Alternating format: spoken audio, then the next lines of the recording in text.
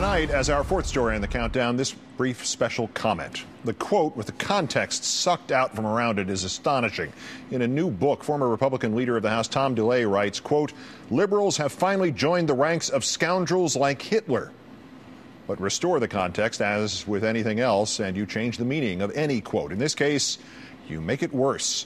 Mr. DeLay is comparing how he has been treated to how the world was treated by Hitler and the Nazis.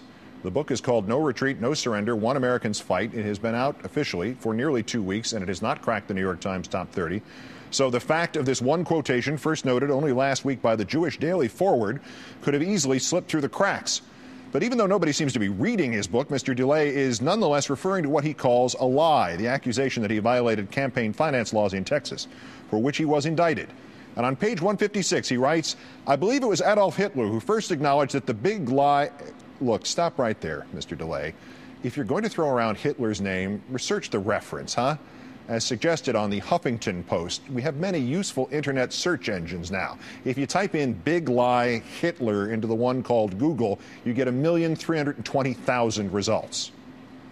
I believe it was Adolf Hitler who first acknowledged that the big lie is more effective than the little lie because the big lie is so audacious, such an astonishing immorality that people have a hard time believing anyone would say it if it wasn't true. You know, the big lie like the Holocaust never happened or dark-skinned people are less intelligent than light-skinned people. Well, by charging this big lie about money laundering, liberals have finally joined the ranks of scoundrels like Hitler. Okay, where do we start here? Let's try the gentlest interpretation. Mr. DeLay believes that the accusation that he violated Texas campaign finance laws is on some kind of par with claims that light-skinned people are more intelligent than dark-skinned people. Now, that's the gentlest one. The somewhat less kind interpretation, he's equating anybody charging him, just him, with anything, even if it were a lie, with the Nazis. Just by going after Tom DeLay, you are like that old scoundrel Hitler. So Tom DeLay is as important as what? Democracy in 1930s Germany? Poland in 1939? The Jewish people?